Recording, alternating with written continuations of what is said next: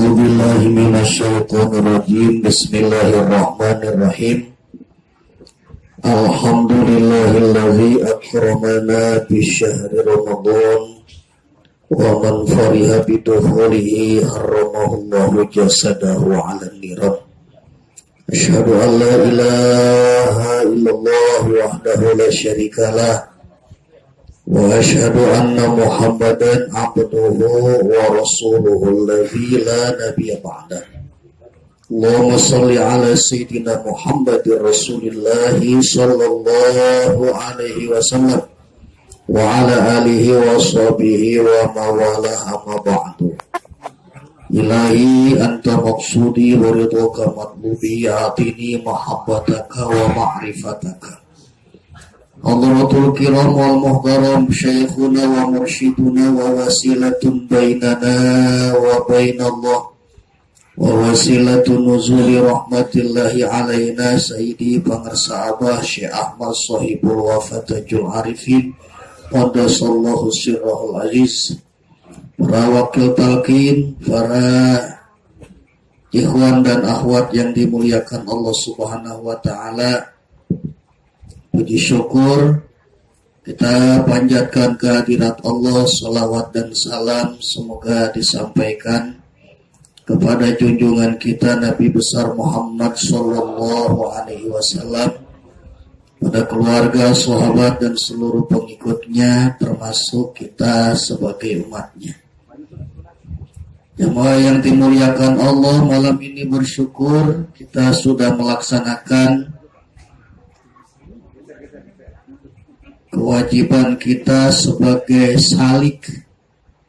Salik itu pelaku amalan thariqah disebutnya salik. Pelaksanaannya disebut dengan suluk. Kalau ada yang nanya suluknya TKN Suryalaya apa? Yaitu pertama zikir jahar, zikir khafi setiap ba'da salat fardu. Yang kedua itu khotaman minimalnya 2 kali dalam seminggu. Bisa sendiri, tentu lebih utama berjamaah. Di sini sudah rutin malam Selasa, malam Jumat. Bagi yang dekat mau bergabung silahkan. Dimulai jam seberapa? Jam setengah 10 ya. Setengah 10 Pak Haji, maksudnya yang setengah jamnya buat ngopi dulu ya. Mulainya jam 10, yang setengah jamnya biasa buat ngadu bako dulu ya. Malam Selasa, malam Jumat. Kemudian manakiban juga hukumnya wajib bagi pengamal thariqah. Ini suluknya kita gitu ya. Kalau nanti ada dari thariqah lain mengatakan kalau saya mah suluknya begini, ya silakan, masing-masing guru mursyid punya metode, punya cara tersendiri untuk memberikan bimbingan. Tidak harus disamak-samakan ya, tidak. Sebagaimana kalau thariqah jalur dari wilayah Banten itu dia tidak di awal-awal si murid tidak dikenalkan dengan latifah, tidak ada. Datang-datang minta ditalkin, ya sudah talkin aja la ilaha illallah, ikut la ilaha illallah 3 kali, ya sudah gitu aja. Tidak dikenalkan latifahnya apa, tidak. Kemudian 7 tahun dikir la ilaha illallah baru madad. Baru dikenalkan latifah 1. Tuh dikirnya di 1 latifah saja. 5 tahun di latifah itu. Dapat 5 tahun datang lagi ke gurunya minta dinaikin. Itu pun kalau kata guru mursyid ya menurut abah kamu belum layak, pulang lagi. Balik lagi 2 tahun deui gitu. Ya, maksudnya benar yang dimaksud oleh guru mursyid, artinya biar si murid istiqomah dulu mengamalkan. Tetapi biasa ada plus minus. Minusnya adalah ya umur, ya tidak tahu. Belum nyampe 7 latifah umurnya habis. Pengersa abah, pengersa guru mursyid kita punya metode lain. Tujuh-tujuhnya latifah diberikan kepada kita, dibukakan ke tujuh-tujuhnya. Tinggal kita mengolahnya masing-masing. Ya. Bisa mengolahnya sendiri-sendiri, bisa juga melalui berjamaah. Tentu berjamaah lebih baik. Berjamaah lebih baik nilainya. Kapan mau latihan? Kalau yang disebut dengan ba'da fardu mah itu mah jangan dibahas karena memang itu mah wajibnya. Kalau mau latihan riyadhah di luar sholat fardu, amalan di luar sholat fardu, misalkan Pak Usop mewajibkan dirinya setiap hari 10.000 la ilaha illallah, silakan itu 10.000 la ilaha illallah. Mau sekaligus dalam satu kali duduk, mau dicicil misalkan siang 5.000, malam 5.000, boleh begitu tuh. Lalu untuk pelafalannya yang pertama itu mah wajib 3 kali 7 latifahnya disentuh ya. La ilaha illallah. 3 kali itu mah wajib. Tapi berikutnya silahkan 1000 di latifah. Satu misalkan latifah qalbi, miring aja ke situ. Allah, la ilaha illallah, la ilaha illallah, la ilaha illallah. Ngasah latifah namanya. Ya, 1000 tuh. Mau geser ke latifah 2-nya. La ilaha illallah, diarahkan ke latifah ruh. Silahkan tuh. La ilaha illallah, la ilaha illallah, la ilaha illallah. 1000. Cara mengolahnya begitu, ngolah latifah namanya. Ya, ngolah latifah. Kalau sholat fardu mah jangan diomong-omong keutamaannya. Itu mah karena memang wajib. Yang biasanya diomong-omong keutamaannya oleh Nabi adalah sholat sunnah. Zikir ba'da sholat fardu mah itu mah memang harusnya begitu 165 minimalnya. Kalau ingin suluk mah di lain waktu dengan cara yang tadi. Nah, paham barangkali ya? Sampai situ paham. Alhamdulillah, silahkan.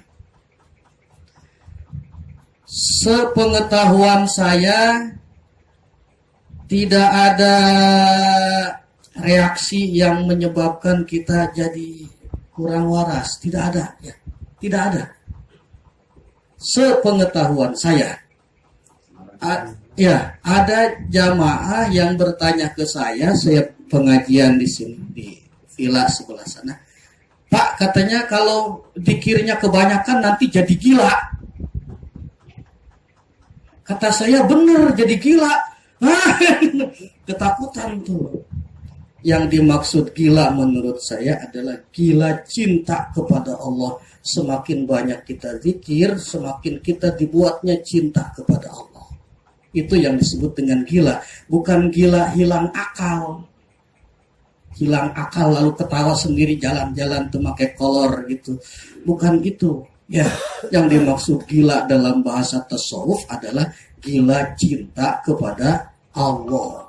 Itu maksudnya. Tergila-gila kepada Allah. Itu ayat zikir terus. Allah. Kalau udah tergila-gila kan yang namanya orang tergila-gila dengan cintanya walaupun lama terasa sebentar. Seperti si Heri lagi apel ke pacarnya gitu. Walaupun 3 jam perasaan 3 menit. Tuh.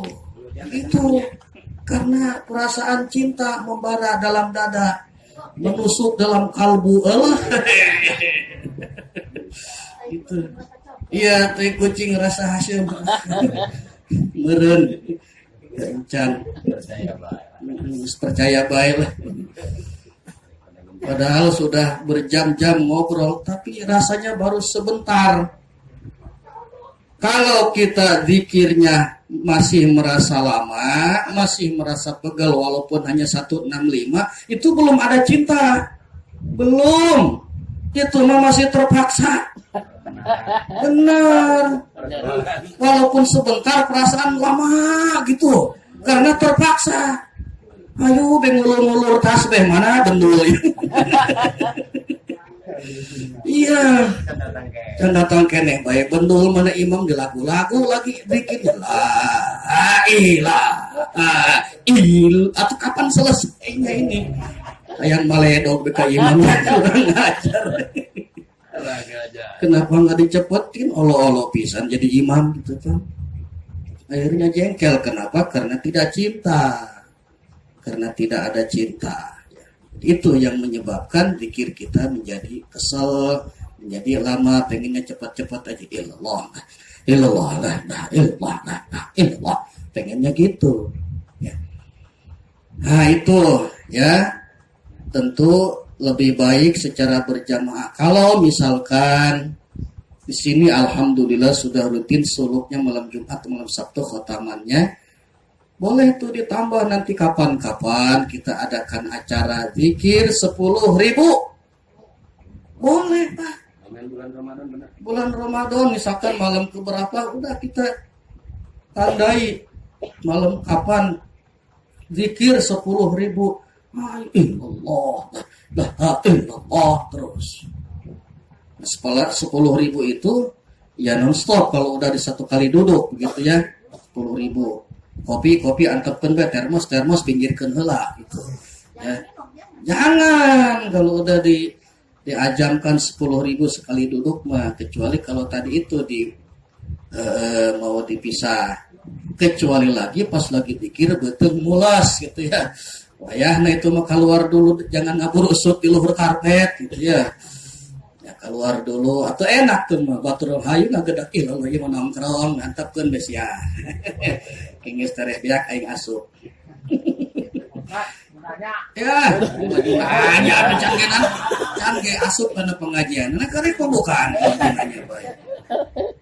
Dalam hikmah al-hikam dengan Biden berkata, zikirlah dengan lisan biar ada karomanya. 3 istilah ya orang. Yang satu zakir, yang kedua mazkur be, dan yang ketiga mazkur. Apa itu? Maksudnya apa? Itu sama dengan ya, baik saya paham. Itu sama dengan pertanyaan bagaimana kita tahu bahwa zikir kita khusyuk itu, atau bagaimana cara agar kita zikirnya menjadi khusyuk. Itu nyambung tadinya. Yang disebut oleh Pak Rahman tadi itu syarat zikir. Ada zakir, ada mazkur bih, ada mazkur. Yang disebut zakir itu orang yang berzikirnya. Mazkur bih yang dizikirkan, yang diingatkan, mazkurnya adalah lafadznya. Jadi tiga-tiganya harus ada. Yang berzikir, yang diucapkan, yang diingat. Siapa? Allah gitu ya. Tiga-tiganya. Itu salah satu atau diantara cara agar kita zikirnya menjadi khusyuk.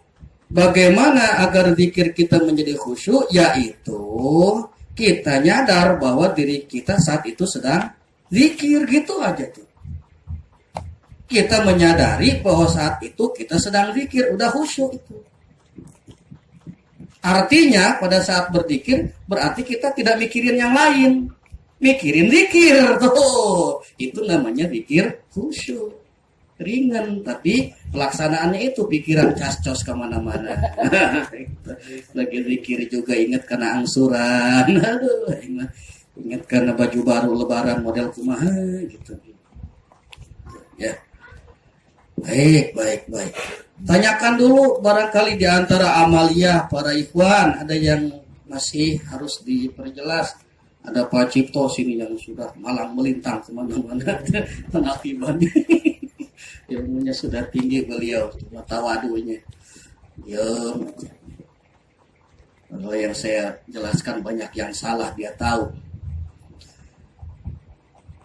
Itu namanya suluk. Itu wajib tidak boleh ditinggalkan dalam sebulan itu. Tiga-tiganya harus ada, zikir jahar, zikir khafi, gitu ya.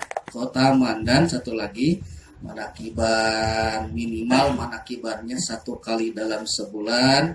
Ya kalaupun misalkan ada di beberapa tempat ya silahkan tinggal datang. Lebih sering datang, lebih banyak barokah yang didapatkan. Karena di acara manakiban karambolnya adalah faidul barokah, limpahan barokah, ya, limpahan barokah.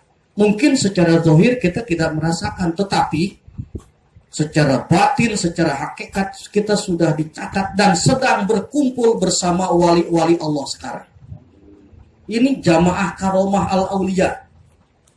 Saya berani menyatakan begitu, bahwa para penzikir adalah jamaah karomah al-auliya, jamaahnya para wali. Karena amalan para wali adalah zikrullah. Selagi kita berada di majelis khotaman, majelis zikir, majelis manakib, berarti kita sedang berkumpul dengan para walinya Allah. Itu yang tidak bisa dirasa-rasa dengan indera yang zahir. Hanya beberapa orang, saya juga merasakan tadi di dalam acara waktu khotaman ataupun manakiban, di antara para ikhwan, ada yang dibukakan kasyafnya, ada.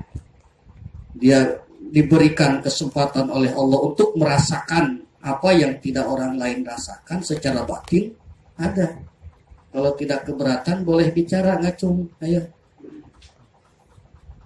Tapi biasanya jarang berani ngomong gitu ya, diam-diam aja. Karena kalau diomongkan, khawatir dalam hatinya ada perasaan merasa hebat, udah itu lama lagi dapatnya itu, lama lagi. Kalau saya sering ngomong karena saya adalah corong ya. Saya mah corong harus menyampaikan seperti saya syukur nikmat. Setiap kali setelah zikir 1000 satu kali duduk, 1000 sengaja 1000. Ilmu. Selalu setiap kali selesai 1000 Allah memberikan sesuatu yang sebelumnya saya tidak tahu. Ada. Nurnya ada. Boleh dicoba kalau tidak percaya. Perkara nanti pemberian Allah kepada kita apa? Masing-masing sesuai dengan makomnya, barangkali bahasanya begitu ya. Kalau yang saya rasakan, yang Allah melimpahkan karunia-Nya itu adalah melalui pemahaman materi yang ingin saya sampaikan. Sebelumnya saya gelap, tidak tahu, tapi ketika sengaja saya zikir 1000 kali, ya Allah saya pengen tahu yang ini ilmu. Alhamdulillah terbuka. Saya baca Sirul Asrar, saya baca Miftahus Sudur. Kalau yang belum baca mungkin biasa-biasa aja. Cobaan baca Miftahus Sudur sama Sirul Asrar sendiri tanpa dibimbing oleh yang ngerti. Yang Pak, ada yang pernah baca Sirul Asrar? Selesai. Kesannya bagaimana? Ayo. Teka arti. Karena bahasanya bahasa hakikat yang dimunculkan. Ya. Kalau sebalik ada berulang-ulang. Harus berulang-ulang. Berulang juga kadang-kadang naon gitu ya, gitu. Akhirnya kita lebih hafal kalimatnya daripada maksudnya. Karena seringnya berulang-ulang itu. Di awal buku Pak Jejen itu menyatakan kalau ada masalah yang tidak diketahui atau susah dipahami, berwudu katanya gitu ya. Sholat, zikir, minta tolong sama Allah melalui robitoh kepada guru mursyid. Itu yang saya lakukan dan alhamdulillah terbukti. Alhamdulillah paham gitu ya. Di antara syukur saya adalah ketika memahami tentang fana dan bako. Leng-lengan itu saya fana dan bako supaya secara pribadi saya paham, tetapi supaya bisa difahami secara umum juga gitu. Fana dan bako dalam thariqah itu apa? Dalam tasawuf itu fana dan bako apa? Jangan-jangan orang tidak mau masuk thariqah karena harus fana dan bako, artinya menghilangkan kesadaran diri, akhirnya jadi gila. Itu yang menyebabkan orang tidak mau, karena disangkanya jadi gila. Padahal yang dimaksud tadi gilanya karena cinta kepada Allah. Yang dimaksud itu. Nanti fana dan bako kita bahas berikutnya. Kita masuk ke materi Sirul Asrar. Al-Fadlu Sabi'a Asyara fi bayani sumi syari'ah wal tariqah wal hakikat. Puasa 3 dimensi syariat, tariqat dan hakikat. Ini dalam rangka menyambut bulan Ramadan. Kemarin sudah dibahas di sini itu secara umum, tetapi lebih detail bagaimana puasa tariqat dan hakikat saya bahasnya di sini. Kalau di sana saya pilih-pilih Kalau di materi umum saya pilih-pilih bahasa, pilih-pilih materi. Tapi kalau di pengajian yang khusus torikot, saya mau milih-milih omongan, beledak deh. Pasti saya lebih leluasa ngomongnya. Karena kekuatan pengajian atau taklim di majelis torikot, bukan saya yang ngomong, bukan. Kekuatannya ada pada robitohnya masing-masing. Sekuat mana dia mampu merobitohkan ruhnya kepada guru mursyid, sekuat itulah ilmu yang akan didapatkan. Saya tidak takut tidak dipahami, terserah masing-masing robitohnya itu. Tuh, dimensi toriko mau begitu. Tergantung lampu yang dinyalakannya. Kalau lampunya 5 watt, colokun, jos. Karena saklar, ya nyalanya 5 watt. Lampunya 10, 100 sesuai dengan lampunya masing-masing. Kekuatan robitohnya. Bagaimana sih Pak robitoh? Robitoh ganti gento gitu ya. Oh, being robitoh di naon tina robitoh. Saya duduk begini kelihatan semua ya? Ya, baik. Saya rada kurang enak di atasnya. Dia bilang kayak mau pegal ke luhur. Robitoh itu adalah bahasa secara umumnya menghubungkan ruhani kita dengan guru mursyid. Ya, dengan ruhnya guru mursyid. Bagaimana pelaksanaannya? Bisa di awal kita sudah, dari awal kita mah sudah itu ya. Jangan dicari-cari lagi robitohnya kapan. Udah dari awal kita sudah. Setiap kali kita duduk di majelis zikir, majelis toriko, majelis manakib, pada saat itu kita dari awal sudah robito. Apalagi ada kalimat yang diucapkan, misalkan assalamualaikum ya syekhi wa ya mursyidi sayyidi Syekh Ahmad Shahibul Wafadatul Arifin. Itu kita sedang robitoh namanya. Ya. Dari tambih sudah ila hadrati kepada guru mursyid. Kemudian silsilah tawasul sudah ila hadrati kepada guru mursyid, itu sudah robitoh namanya. Baik, itu robitoh. Suamu syariati ayyumsika anil ma'kulati wal mashrubati wa anil wiqa'i fin nahari wa amma suamu tariqa fa huwa ayyumsika jami'a a'dha'i anil muharramati wal manahi wa zamail mislul ujub wal kibri wal bukhli wa ghairihi zahiran wa batinan lailan wa naharan. Sama Pak, di sini juga tidak ada harokatnya. Iya, jangan dikira wah itu mendeletok menyadaan kalian ya sama iya tampilna tuh. Walicik Ustaz katanya itu berebut maca di laptop sama adaan. Atau ini yang dibaca. Ya. Faquluha yubtilu somat tariqah fasamu syariati muaqqatun wa somu tariqati mu'abbadatun fi jami umrihi falidhalika qala Rasulullah sallallahu alaihi wasallam rubba sha'imin laisa lahu min siyami ilal ju' wal atash rawahu Ibnu Majah falidhalika qila kam min sha'imin muftirun wa kam min muftirin sha'imun ayyumsiku a'dha'ahu anil ma'nahi wa idza innasi bil jawari. Nah, masih loba. Kama qala Allah Ta'ala fil haditsil qudsi inna shauma li wa ana ajzi bihi rawahu Muslim. Wa qala Ta'ala fil haditsil qudsi li shaimi farhatani farhatun indal iftar wa farhatun inda ru'yati jamali. Wa qala ahlu syari'ah al muradu min al iftar al aqlu inda ghurubi syamsi wa min ru'yati ru'yatul hilal yaumal aid. Wa qala ahlu tariqah al iftar inda dukhulil jannah bil aqli mimma fiha minan na'im.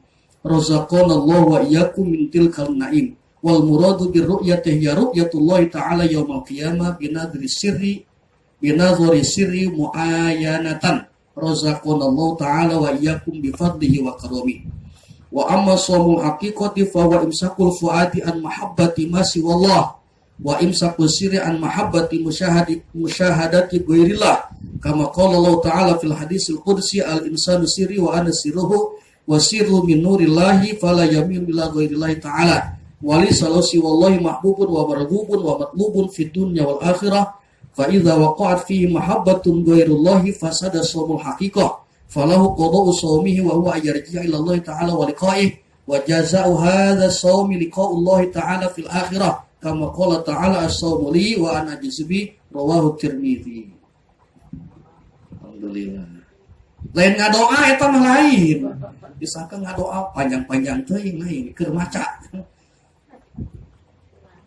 Puasa syariat adalah menahan diri dari makan, minum, dan bersetubuh di siang hari. Sah itu puasanya udah. Sah. Tidak makan, tidak minum, tidak nganu. Kita nganu sih. Ya, sah puasa. Puasa.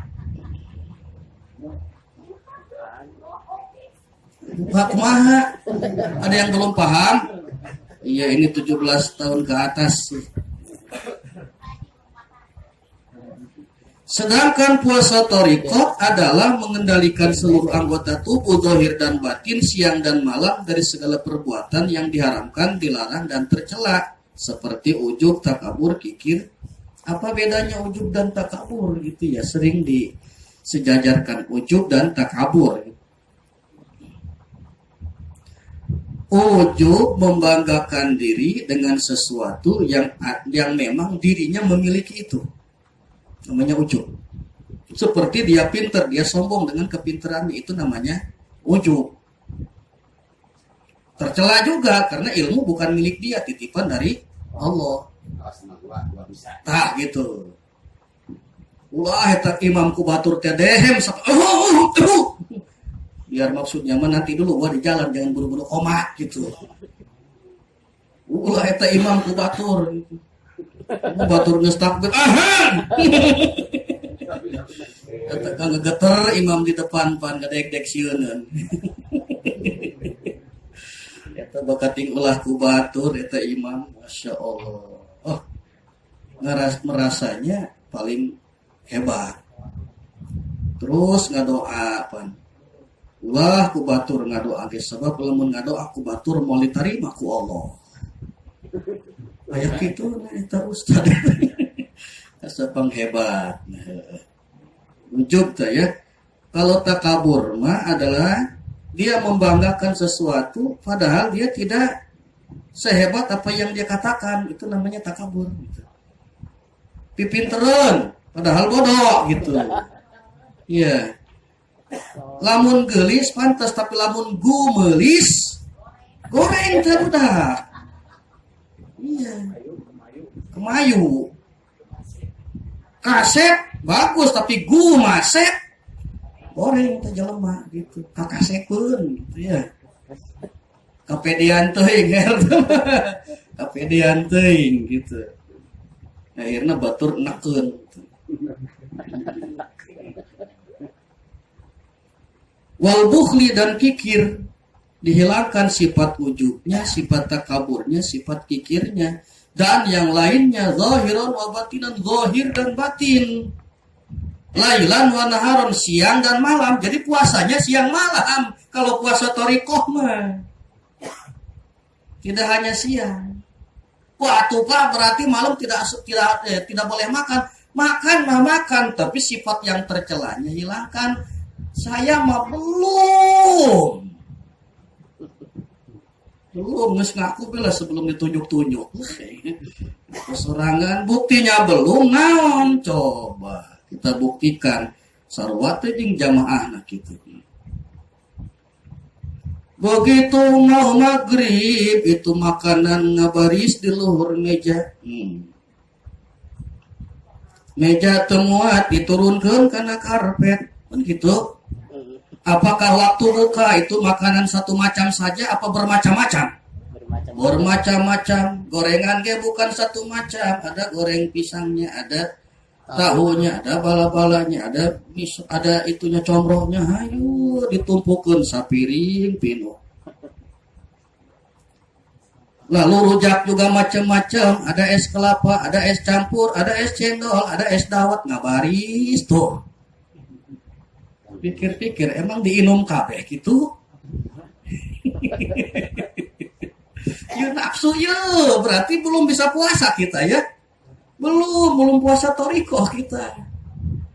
Malah kerek oke meletek panon poe baru terbit matahari udah nanya ke istrinya, mah nanti sore buka pakai apa? Puasa juga belum. Iya, saya banget itu. Isu-isu kasentiong nyarnaon jeung buka ieu sore. Tuh kan ya. Oh berarti Pak kalau gitu mah jangan kita mikirin, bukan begitu maksudnya, jangan salah pakai lagi ya. Jangan salah pakai, jangan-jangan ibu-ibu eueuh nu masak puasa. Aing bisi batal puasa cenah gitu ya. Cocok ini Ustadz menerangkannya nih. Berarti nggak usah masak saya cenah gitu. Bukan begitu maksudnya, ibu-ibu mah tugas masak.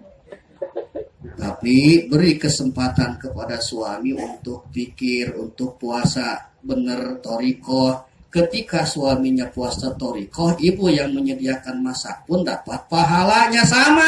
Gitu.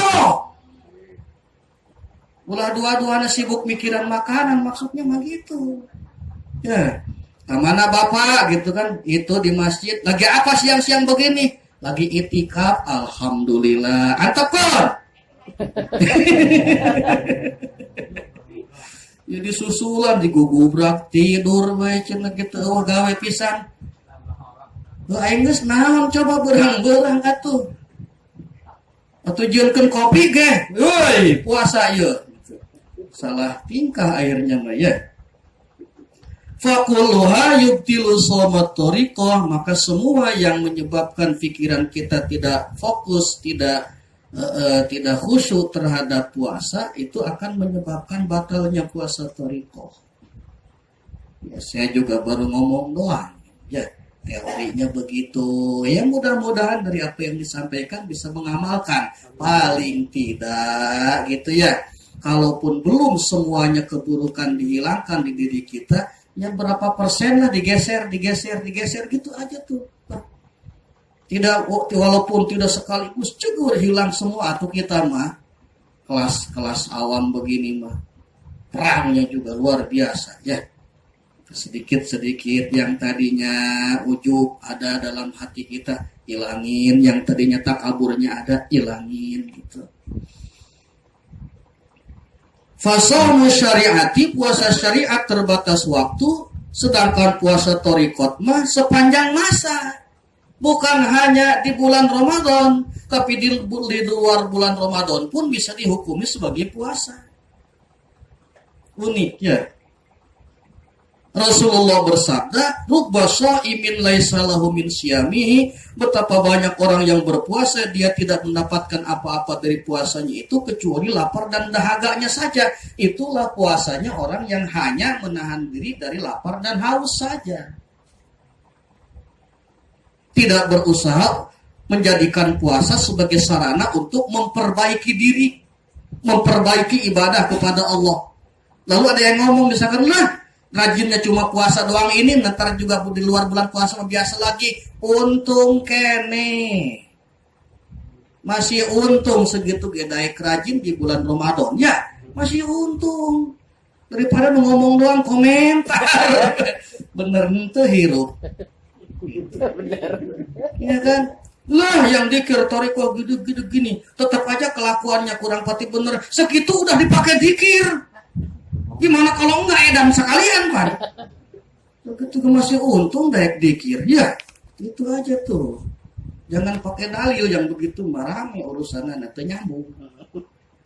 Segitu udah pakai zikir. Lah saya ngadoa-doa tolak bala waktunya hilang mah hilang, atuh segitu sudah ngadoa, apalagi tidak hilang sama orang-orangnya nanti itu. Tuh begitu, selalu husnuzon kepada Allah. Oleh karena itu dikatakan banyak orang yang berpuasa dia berbuka.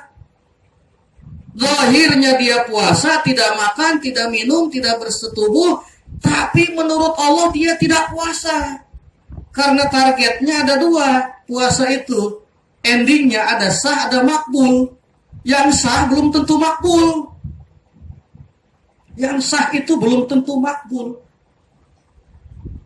Salat juga sama. Ada sah, ada makbul. Yang sah belum tentu makbul. Mungkin secara syariat ketika dia sudah wudu dengan baik, ya, menutup aurat dengan baik, menghadap kiblat, lalu ya takbir, semua rukun, fardu, sunnah dilaksanakan dalam sholat, beres assalamualaikum, secara fikih dianggap sah. Tetapi Allah belum tentu menerima sholat kita. Kenapa? Karena mungkin selama sholatnya dia mikirin bukan Allah, dia mikir yang lain.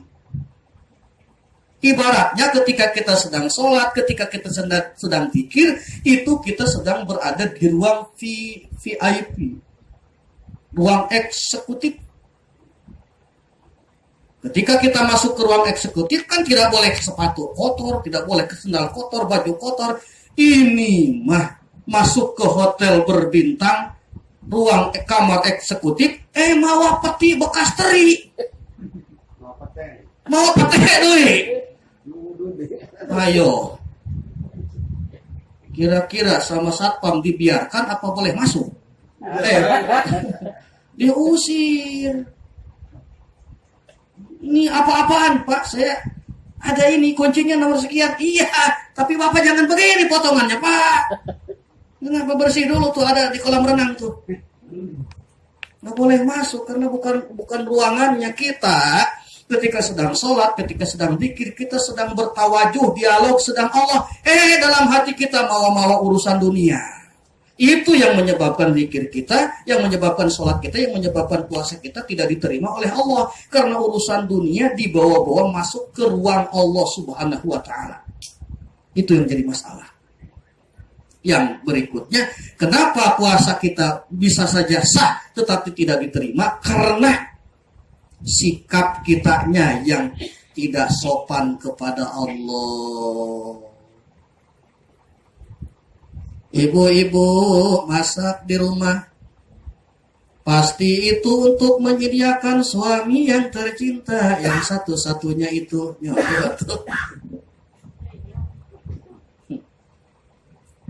Masak nasi pulen, masak sayur enak, masak sambal medok, lauk asin tidak ketinggalan, pais lauk emas juga ada. Sayurnya mantep, sayur asem. Begitu udah matang, suami datang. Assalamualaikum, kata suami. Waalaikumsalam, kata ibu. Bapak silahkan salin dulu, nanti mama sediakan makan. Begitu masuk ke ruangan, sudah beres salin, ke ruang makan, duduk. Ibu istrinya bawa makanan.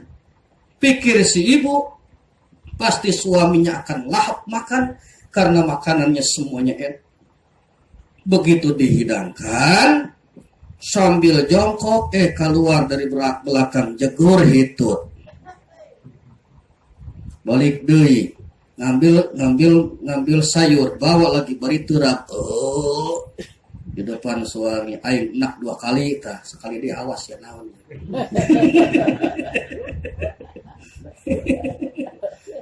Bawa deui sambal, lantaran tarasina kagaringan, bersin hareupeun salaki hase. Eta banjir sambal pan. Cek salaki aing najis dahar di imah. Mending aing lupa ka warteg. Apakah nasinya matang? Matang. Lauknya tidak matang? Matang. Sambalnya tidak medok? Kenapa suami kabur? Sikap istri tidak nyenengin suami.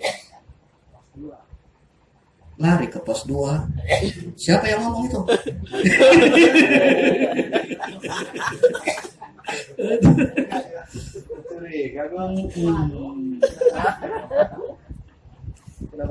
Ayo, bahasanya peperihan.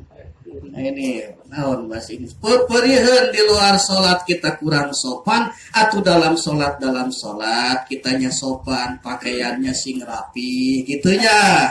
Maka disunahkan pakai peci itu ketika sholat. Kenapa kita mau menghadap kepada yang maharaja? Masa pakai kaos oblong barolong berijing tambal-tambal, padahal di lemari bajunya banyak. Itu berarti kita kurang sopan di hadapan Allah. Fikih mah membolehkan, Pak. Asal nutup aurat dari atas udal sedikit sampai lutut tertutup, selesai. Fikih bicaranya begitu. Tapi tasawuf tidak berhenti sampai di situ. Tunjukkan sikap terbaik di hadapan Allah melalui pakaian. Az-zahir yadullu 'alal batin, kata Nabi, karena zahir bisa menunjukkan batin. Itu kalau saya begini pakai pakaian kayak gini aja, pakai jubah, pakai sarung, pakai sorban, pakai peci. Bawa motor, ayah cewek cantik di jalan sedang jalan sendirian. Kira-kira saya akan ngegodain cewek itu atau dibiarin aja? Godain. Godain. Ceweknya yang goda. Oh gitu. Atuh meureun saya ge izin atuh meureun maknya make sorban deui ngegodaan. Assalamualaikum Pak. Assalamualaikum Pak Haji. Biar laris Pak Haji sini Barokah Pak Haji pengharisan gitu. Aing mah. Doakeun bae bagus.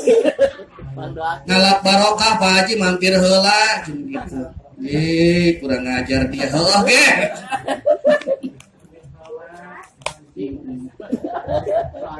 Beda deui saya tampilan make kacamata hidung, make kaos, make topi. Make levis. Naik motor kira-kira aya parawan di pinggir. Karena zahir menunjukkan batin gitu ya.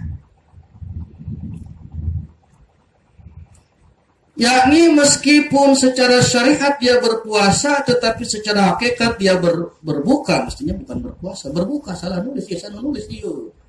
Kurang nulis lagi salah itu. Salah mesin, buru-burunya tadi. Yaitu orang yang mampu mengendalikan anggota badannya dari segala yang dilarang dan dari menyakiti orang lain. Allah berfirman, Inna sawmali wa ana ajzi bihi, puasa itu untukku dan aku yang akan membalasnya. Allah berfirman lagi, orang yang berpuasa itu akan mendapatkan dua kebahagiaan. Satu ketika berbuka puasa, dua ketika melihatku. Ini sering dengar ya? Kita bahas secara hakikat sekarang. Bab Thariqat bicara. Hadis yang sama tapi dengan pengertian yang berbeda. Wah, seru ngaji. Sampai jam 12 lewat 30. Ulama syariat menjelaskan yang dimaksud berbuka adalah makan, minum pada saat matahari tenggelam. Sedangkan yang dimaksud dengan ru'yat, yang kedua, nikmat kebahagiaan yang kedua. Kan tadi dua. Satu saat berbuka, dua saat melihat Allah, saat ru'yat. Oleh ulama-ulama syariat ditafsirkan, diterjemahkan bahwa saat berbuka itu saat tenggelam matahari, saat ru'yat itu adalah saat melihat hilal menentukan jatuhnya hari raya. Seneng pan, takbiran sapepeting kaset.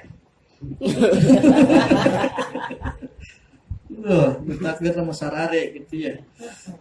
Setelah kaset dulu pengen rokok, pengen ngopi lumayan kene, aya eta ge menungguan mushola. Citra. Lemun di lembur ulama saputing takbiran subuh nu salat. Takbiran. Bergadang. Takbiran pas adzan subuh barali. Aneh kita. Ganti sip. Ganti penting takbiran deui campur jeung dangdutan. Wih, hebat gitu. Aduh beduk. Malah di masjid gitu. Allahu Akbar, Allahu Akbar, Allahu Akbar, la ilaha illallah, Allahu Akbar. Allahu Akbar walillahil hamd. Asaguntum mawar merah yang kau berikan kepadaku di malam itu, ku mengerti apa maksudmu. Tak gitu. Ya angker carekan. Arisnya detak beran tangdutan atau pace takbiran mah pegal gitu. Tak bisa itu. Atuh pace takbiran mah pegal cenah atuh aya hiburanana ai maneh. Iya juga. Ampun. Bisaan. Menurut ulama thariqat, al-iftar berbuka adalah kebahagiaan saat masuk surga. Dengan mencicipi semua hidangan yang ada di dalam surga. Itulah kita berbuka di sana. Makanan yang dikumpulkan di dunia saat kita sekarang tidak ada sedikit pun bandingannya dengan makanan yang ada di akhirat di dalam surga. Itulah kita berbuka. Di sini mah banyak larangan, makanan ini, makanan itu banyak yang dilarang. Tapi di akhirat mah bisi siherin dek mabok itu, sok tak mabok her. Menang minum arak di akhirat menang. Ya.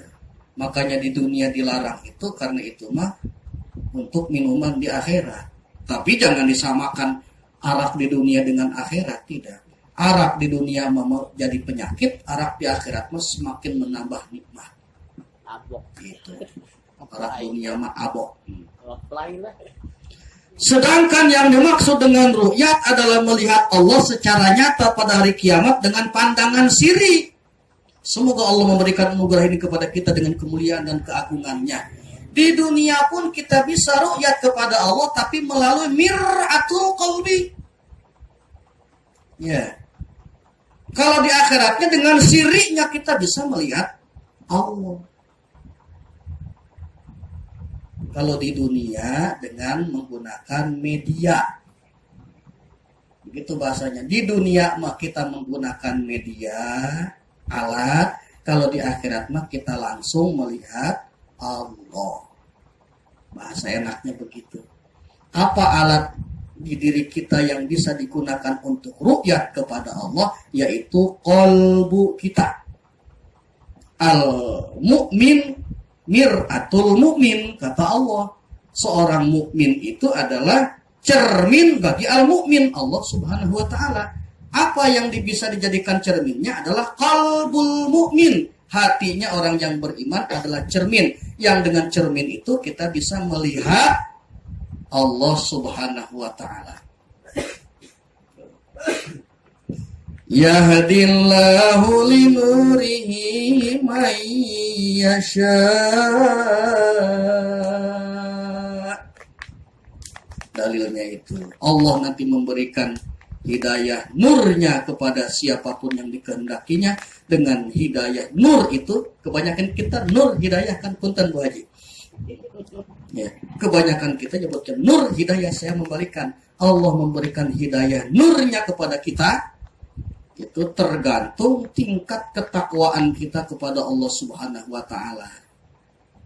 Pembuktiannya adalah semakin terang nur yang ada di dalam kalbu kita, maka semakin rindu kita kepada Allah, semakin jelas kita melihat Allah. Kita buktikan sekarang.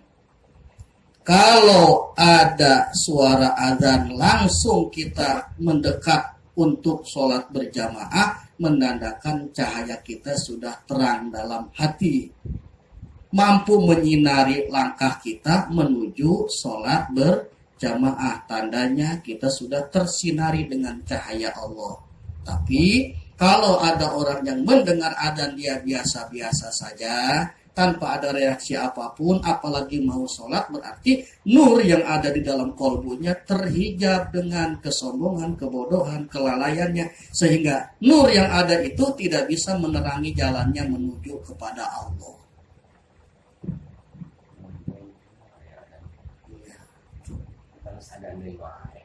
Malah jengkel, terus ada deui bae. Contoh lain yang hadir malam ini. Kalau yang dekat, saya kagumnya biasa-biasa saja. Walaupun saya kagum luar biasa, lebih kagum lagi. Ada yang dari Tiga Raksa, ada yang dari Cisoka, ada yang dari mana? Citra. Datang ke sini. Dari ada. Ceplok kata.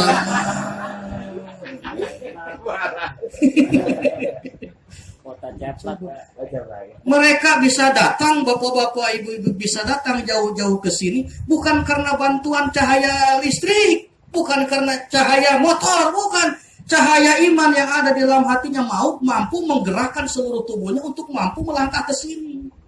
Itu. Cahaya itu yang menerangi kita. Coba kamu hilal jauh-jauh bari ngantuk di pojok gitu. Musruk tadi gini. Tapi hadir baik hadir. Yang penting bisa melihat hilal. Hebat ya. Itulah cahaya Allah. Di dunianya begitu, nanti di akhiratnya mah Allah ebrehkan, Allah jelaskan. Dalam hadis qudsi diriwayatkan ketika semua penduduk surga masuk ke dalam surga, Allah tanya kepada penduduk surga, hei hambaku, apakah kalian sudah mendapatkan apa yang aku janjikan? Itu tanyanya. Kata kita semuanya insya Allah amin. Kita menjawab, ya Rabbana, kami sudah menemukan apa yang kau janjikan, bahkan lebih dari apa yang kami perkirakan. Kata Allah, apakah kamu menikmatinya? Demi Allah kami menikmatinya, bahkan bersyukur kepada engkau. Lalu Allah nanya, ada yang kurang? Tidak ada, malah berlebih. Aku ingin kalian minta kepadaku, ya Allah sudah cukup yang kau berikan kepada kami. Tidak, aku maha kaya. Seberapapun yang kamu minta, tidak mengurangi kekayaanku sedikit pun. Minta! Minta semuanya. Ya Allah, saya di dunia dulu pengen ini, pengen itu, belum terlaksana. Tuh! Her, yang naon her, ngomong her. Her, yang buka artis.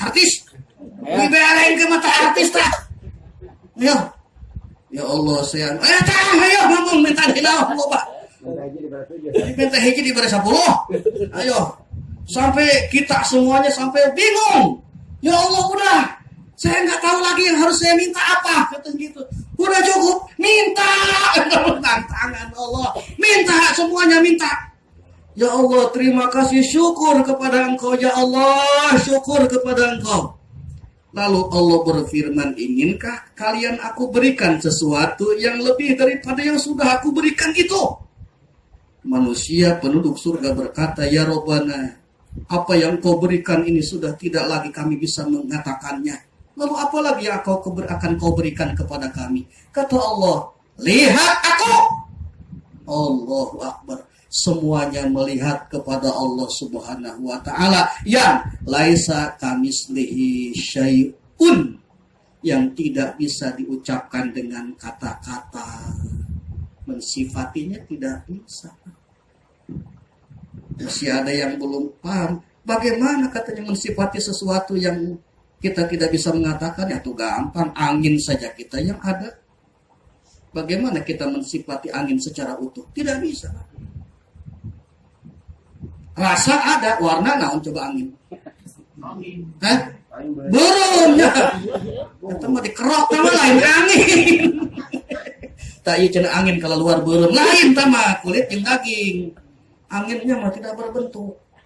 Ya, itu baru ciptaannya. Bahkan bapak-bapak tadi semangka warna kuning. Warna bisa dilihat, tapi begitu dirasa manis. Bagaimana bentuk manis? Tidak bisa.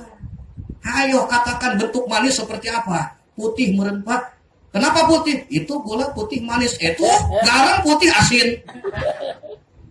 Ayo, siap. Semangka manis, jeruk manis. Beda tidak manisnya? Beda. Sok sifatan manisnya jeruk kayak apa? Bingung lagi kita. Nah, untuk mensifati Allah dengan kata-kata kita tidak mampu, hanya mengatakan La ilaha illallah. Itu yang akan kita katakan di hadapan Allah. Kata Allah, itu yang aku mau. Sejak dulu itu yang aku mau. Cuma banyak orang yang melupakan itu. Allahu Akbar, alhamdulillah, nun, guru agung, nuhun. Insyaallah kita diberi kenikmatan yang luar biasa.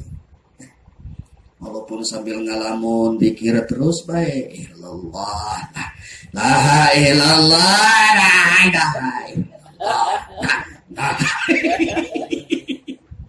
Kadang saya eureun heula ngadengikeun ayat teuh nuturkeun ieu. Aing gogorowokan tarik makmum nama biasa mah jengkel atuh. Besok kayak jengkel nah kula. Malah saring aja. Pugu belum waktunya hopi, geus hopi duluan.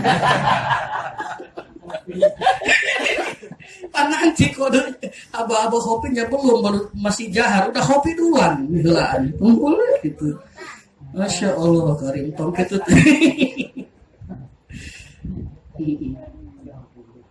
Wa amma shaumul hakikat masuk, sekarang puasa hakikat, tadi puasa syariat dan thariqat. Sekarang puasa hakikat. Bisa tidak ke sini, arahkan. Nanti gimana Pak kalau tidak bisa? Jihad kita namanya. Ya, kayak kita zikir nih kan, target kita ingin atini mahabbataka wa ma'rifataka, bahasa umumnya kita ingin makrifat kepada Allah gitu kan. Sampai detik ini kita belum bisa makrifat menurut teori ilmu, kita masih di kelas awam, di kelas PAUD. Tidak apa-apa, berarti kita sedang berjuang lalu gugur di medan perang, syahid. Gitu rumusnya Pak. Orang perang membela agama targetnya kan ingin menang melawan musuh, ya kan? Lalu sebelum menang dia meninggal dunia. Syahid. Syahid hukumnya jangan takut kehilangan pahala. Ya, nggak usah dimandikan malah. Gitu. Walladzina jahadu fina lanahdiyannahum subulana. Orang yang bersungguh-sungguh menempuh jalanku, kata Allah, aku yang akan menjemput dia. Janji Allah yang tidak akan pernah bohong. Cuma kitanya kadang-kadang males-malesan pikirnya. Kadang ditunda lah. La ilaha illallah kali Sayyiduna Muhammad. Ntar habis isya lah dihabisin semua. Pas itu pas isya ngantuk. Ntar besok lagi aja. Masih ada waktu. Allahnya memesem begitu. Ngomong tah. Hambaku gitu begitu ya. Tetap berhusnuzon kepada Allah Subhanahu wa taala ya. Di samping kita juga takut amalan kita tercecer dan tidak diterima. Adapun puasa hakikat adalah menjaga kalbu dari mencintai selain Allah dan menjaga siri rasa dari mencintai musyahadah pada selain Allah. Puasa kalbu kita, puasa hakikat adalah menjaga kalbu. Artinya selama puasa syariat, selama puasa thariqat, kalbunya dijaga.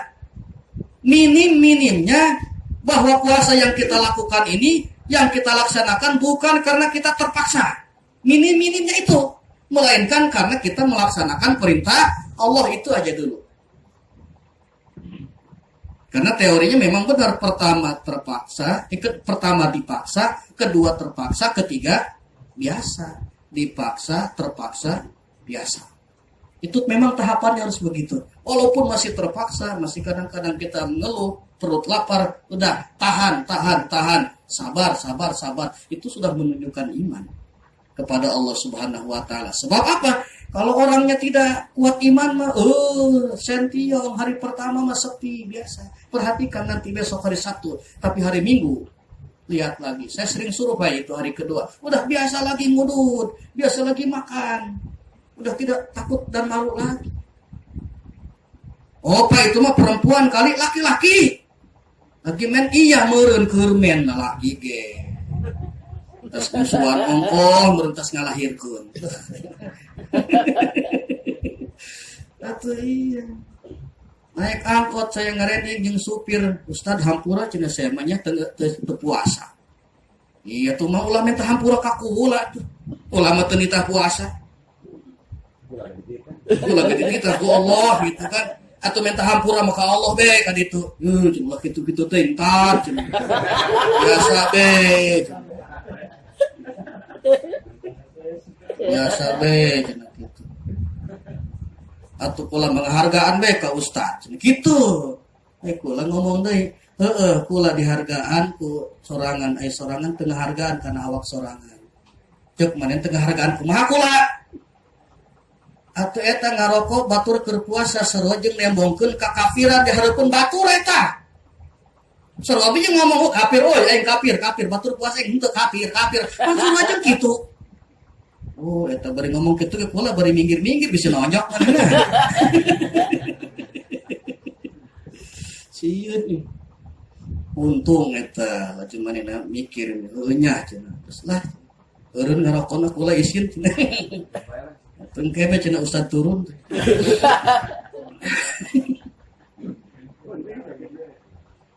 Insyaallah karim insyaallah. Firman Allah dalam hadis kudusinya, al-insanu sirri wa ana sirruhu, manusia adalah sirriku, rahasiaku, dan aku adalah sirrinya. Artinya bahwa ini terkait atau sama dengan firman Allah, man, hadis Nabi, man arafa nafsa faqad arafa Rabbah. Orang yang mengenal dirinya, dia akan mengenal Tuhannya. Artinya, untuk kita ma'rifat kepada Allah, yang pertama kali harus dilakukan adalah ma'rifatun nafsi. Nafsi itu nafsu. Nafsu itu adalah dimensi abstrak yang ada pada diri kita, yang dalam bahasa tasawuf disebut dengan latifah.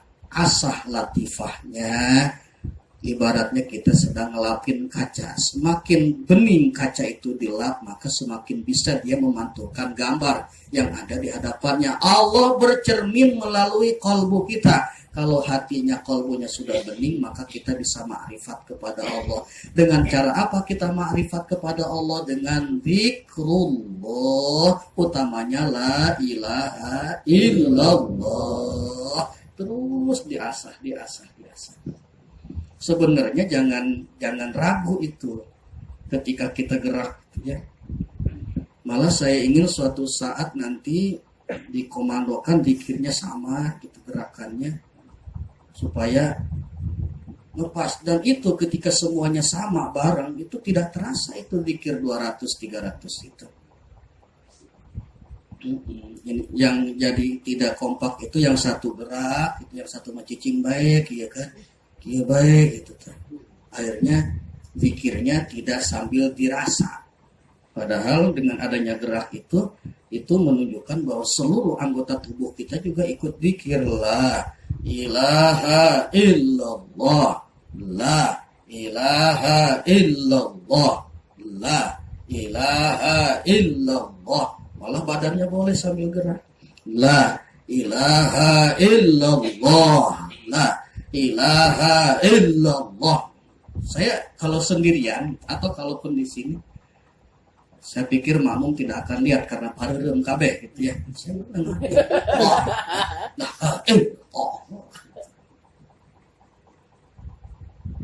tadinya saya ingin tampilkan ada gerakan bagus zikir. Kalau mau saya tampilkan nanti setelah beres ini. Subhanallah, bagus gerakan zikir. Ya, ya boleh tanyakan. Mengatakan hari pertama dia berpuasa ya, hari kedua dia makan dan minum di pasar kemana-mana. Terus ada lah kalau satu dengan ukurannya, apabila mereka diberi peringatan berkali-kali, tapi walaupun matanya tapi bisa, telinganya mendengar tapi tuli, hatinya untuk itu berlanjut atau cukup sebentar. Iya, apalagi dengan hubungan puasa dengan ibadah itu Allah memberi perubahan apa dengan sendirinya.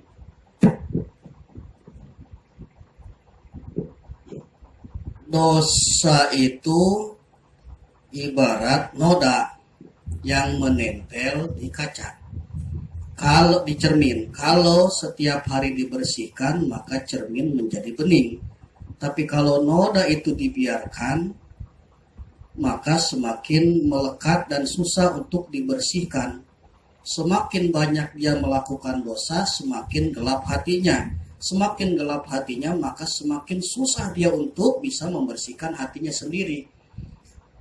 Bagaimana kalau seseorang melakukan perbuatan dosa? Apakah terus berlanjut? Ya, kalau dia tidak segera bertobat kepada Allah, nanti khatamallahu ala qulubihim wa ala sam'ihim wa ala absarihim ghishawatu walahum, dari ayatnya, Bukan kebetulan Ustaz Agus membaca ayat itu, karena memang sepertinya dan yakin akan ada yang menanyakan nyambung ke situ.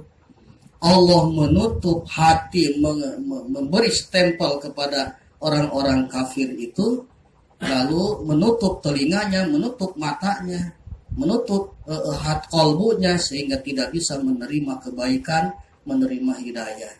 Dan bagi mereka siksa yang berat, kecuali kalau mereka mau bertobat, meninggalkan perbuatan dosanya. Allah Maha penerima tobat. Baik, kita lanjut. Wasiru min nurillah, siri itu berasal dari Allah, dari cahayanya Allah, sehingga dia tidak akan condong kepada selain Allah. Kalau bebek mah ngumpulnya sama bebek lagi, kan gitu. Kalau burung mah ngumpul sama burung lagi, kalau kambing mah ngumpul sama kambing lagi. Ahli pengajian ngumpulnya dengan ahli pengajian lagi, pasti begitu. Ya. Tukang garong, tukang rampok, tukang copet ngumpulnya sama tukang yang sama mereka lagi. Memang sudah ada komunitasnya masing-masing. Iya, setipe-setipenya. Karena cahaya Allah mengarahkan orang untuk bisa ibadah kepada Allah. Misalkan dia nih pindah dari sini, dari villa, misalkan pindah ke mana tempat gitu ya, ke komplek mana, pasti yang pertama kali ditanyakan masjidnya di mana. Kan gitu. Pengajiannya di mana, ustadznya siapa. Pasti yang dicari itu dulu. Tapi kalau misalkan dia tukang dagang, mohon maaf, kalau tipikal dagang datang ke satu tempat, pasarnya di mana? Tergantung kondisi batin masing-masing.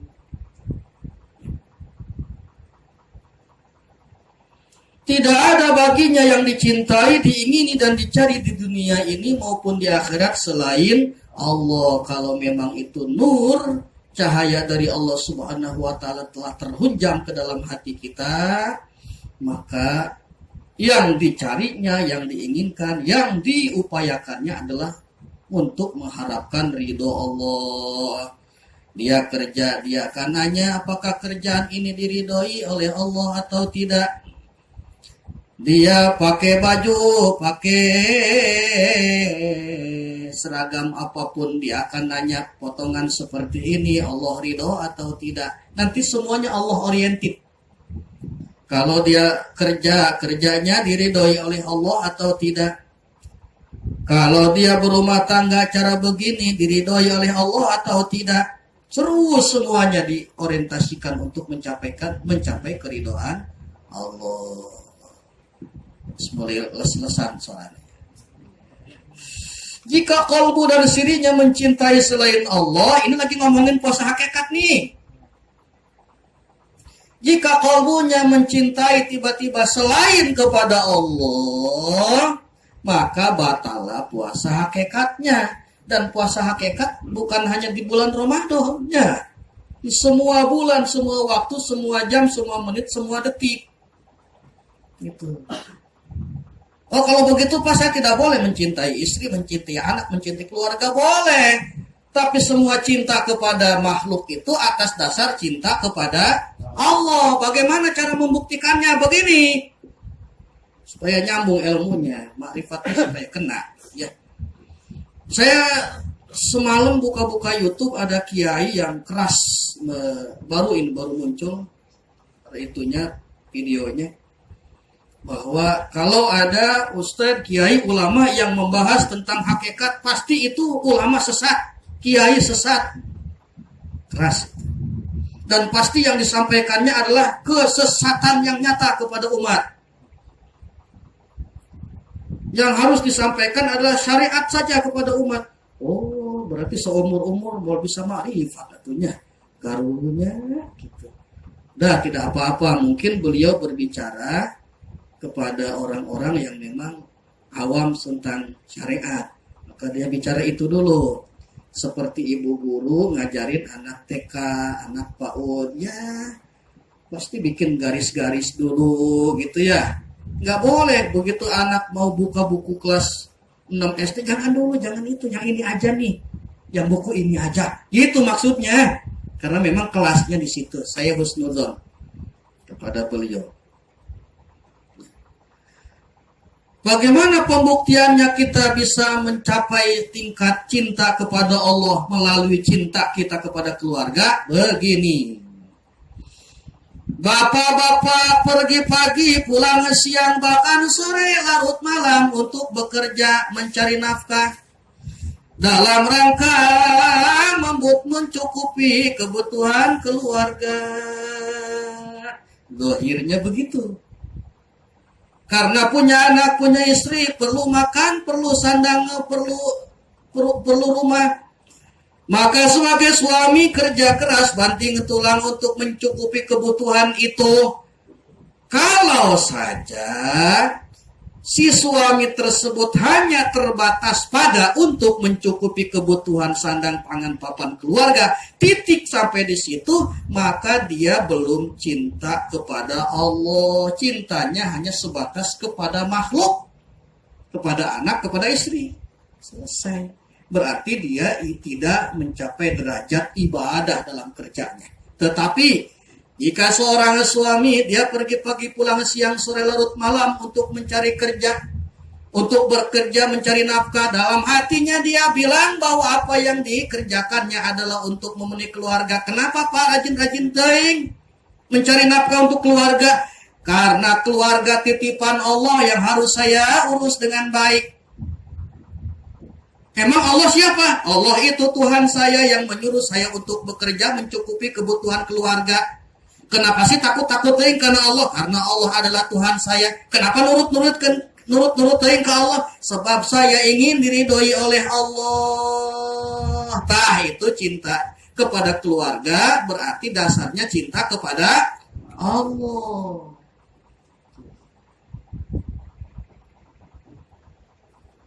Ibu-ibu juga sama, masak dari pagi sampai siang, sampai sore, sampai malam ngurus rumah tangga. Dari nyuci, ngepel, nyapu, masak, ngahuapan budak, gitu dah. Sampai segala macam seharian. Kalau yang dikerjakannya itu cuma dianggap sebagai rutinitas harian, maka ibu-ibu hanya dapat capeknya saja. Tapi kalau dari pagi sampai siang, sampai sore, sampai larut malam ngurus rumah tangga dengan baik, dasarnya adalah cinta kepada Allah karena merasa bahwa yang dilakukannya adalah kewajiban yang harus dilaksanakan sebagai seorang istri, menghormati suami, menghormati keluarga, mengurus rumah tangga. Maka cinta kepada keluarga dasarnya cinta kepada Allah, itulah hakikatnya. Ketemu belum ini ya? Ketemu, alhamdulillah, walaupun udah manggut-manggutnya udah lain. Gara-gara pete masalah ya. Paling datang ke imah bilang gitu. Bawona doang. Assalamualaikum, waalaikumsalam. Tas di mana mana kiban. Paneta cenah bau pete ya, aing tas dahar pete di mana kiban. Tuh mau ka dieu eueuh tadi sabauna we gitu. Ka pemajikan anak. Itu kan hewaeun pemajikan marah atuh. Kemudian jam hiji nol salaki hayu atuh geus jam hiji yo malam Jumat cicing bae cek pemajikan bauna betah.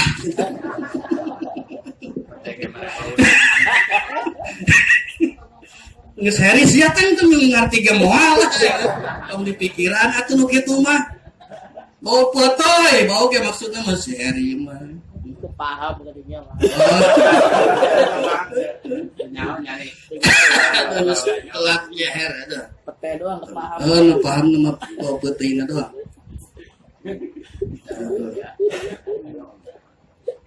Ribut pan kerletik mah budak hebat-hebat leungeun tah cenah leungeun aing ambehan naon. Wih, lauk bandang cenah gitu. Coba leungeun sia cenah ambehan. Ieu mah ngeuna ya daging hayam cenah ya gitu. Biasa pa ambe-ambe leungeun tas dahar gitu. Aya budak mikir bae leungeun aing bau naon cenah gitu. Balik ka imana mah cenah kula isin kami cenah. Gitu. Tuh babaturan leungeunna diambelan bau bandeng, bau itu daging hayam cenah kitu. Ngeunah cenah dahar ari ujang teu bau naon-naon cenah ieu leungeun. Cek mana polong sia. Kadeukeun leungeunna.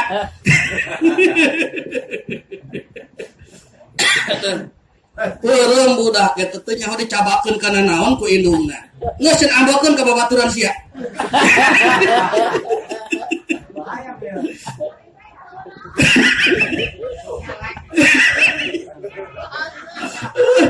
Orang diambilkan ke budak, tak cina ya agi bawi lah nina, cina gitu diambil. Ih, meluk pedas.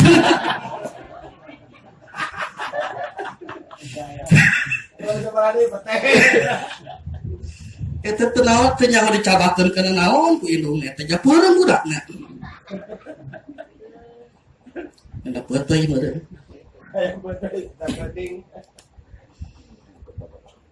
Apabila dia batal puasanya karena dia mencintai selain Allah, maka dia harus mengkodoknya dengan cara kembali mencintai dan menemui kepada Allah. Kita nih ya tadi di awal sepertinya tercela kita menyediakan makanan, berpikir untuk berbuka, kan sepertinya tercela ya di awal ya. Kita luruskan sekarang. Silahkan boleh kita menyiapkan makanan untuk berbuka, makanan untuk sahur dalam tujuan agar puasanya lebih optimal, lebih sempurna gitu ya. Sahur sing enak, sahurnya biar besok pagi puasanya tidak kelaparan gitu. Buka sing enak, bukanya tapi jangan lupa sholat berjamaah gitu ta tekniknya. Karena tasawuf tidak melarang makanan enak, tasawuf tidak melarang kaya, tasawuf tidak melarang pakaian mewah. Silahkan, tapi semuanya diarahkan untuk mendapatkan keridhaan Allah. Itu maksudnya. Ya, saya pernah ngalamin tasawuf awak ieu nanti gitu dahar saaya-aya temenang ngeunah. Baju nu sararoek, sendal sebelah beureum sebelah kuning. Emang tasawuf saya dulu pernah begitu. Sarung ngahaja nu rintik teh nilep tah handapna teu digosok teu naon. Biar kelihatan tasawuf, saya pikir itulah puncak tasawuf. Padahal nyiksa diri kerasa tuh aing. Dahar sangu putih doang jeung uyah campuran nog paling ge. Gila lah. Kadang-kadang makan rendang gitu. Nasi putih doang sama garam air putih, masya Allah setahun aing ngalalakon kieu nyeri awak gitu. Darekok mata Gusti gitu. Apa benar tasawuf begini gitu ya? Terus mencari. Begitu main ke Suryala ya Allah Akbar ini mata tasawufnya juga mewah. Aing cocok ya. Cocok ya. Mau balik ya. Main sama Fausub tak sama siapa pertama ke Pajajen. Dipikir Pajajen, wah ahli tasawuf. Dipikir imah rombeng pesantren ya kobong barolong balalanjir gitu rujit aing dek mas dek deuleu ya. Barang dulu eta mobil aya 13 ngabaris mobil. Allahu Akbar tak cocok kan kieu aing tasawuf mah jadi.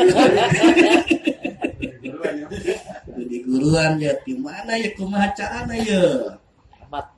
Balik ke Ustaz Ulum cenah bili bade ngangge mobil. Aduh moal gitu isin. Ustaz pakai mobil moal cenah tuh. Tama mobil ngong gitu bijakeun isin. Kita mau mobil sok pakai cenah bisi keperluan aya manakib ka mana. Moal gitu bijakeun isin padahal mah hayang dina hate. Ngan wani. 13 mobil ngabaris pesantren gede pantah gitu tasawuf teh. Ulah dihina batur tasawuf teh. Udah jangan mau kamu dikawin sama dia, beting tasawuf model gitu miskin sia. Sangsara tuh akhirnya udah daekeun cewek ge.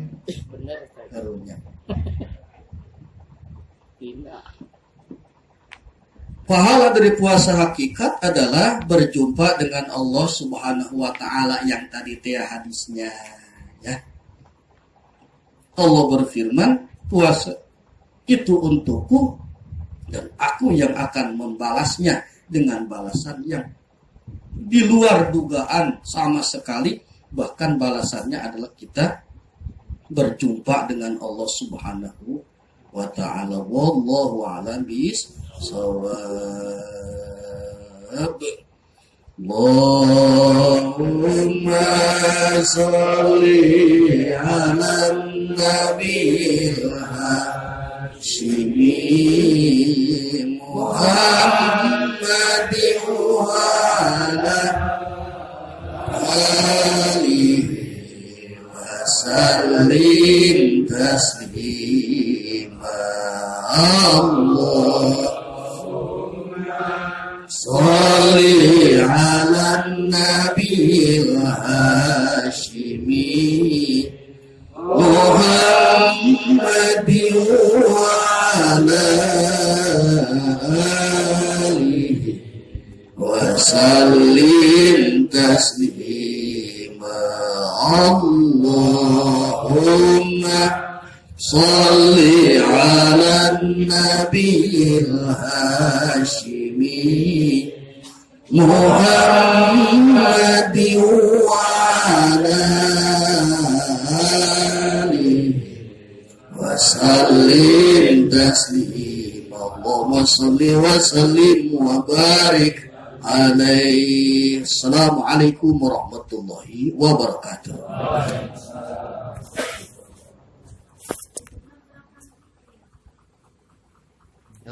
Gerakan zikir ya. Request gerakan zikir ya. Oleh gambar gerakan zikir. Oh. Keingetan kan. Gerakan zikir.